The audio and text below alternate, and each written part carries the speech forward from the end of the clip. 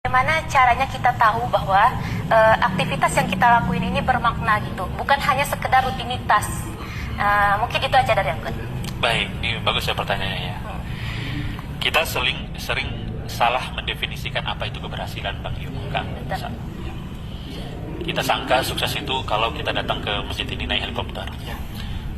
Kalau itu parameter kita sukses, maka Nabi Muhammad pun gak sukses. Karena Nabi Muhammad gak pernah naik helikopter ya, walaupun beliau pernah naik buruk ya. Kita kan menerjemahkan sukses itu harus mohon maaf, mungkin dengan handphone yang bagus, fasilitas yang bagus, privilege dan segala macam. Bukan itu sebenarnya sukses.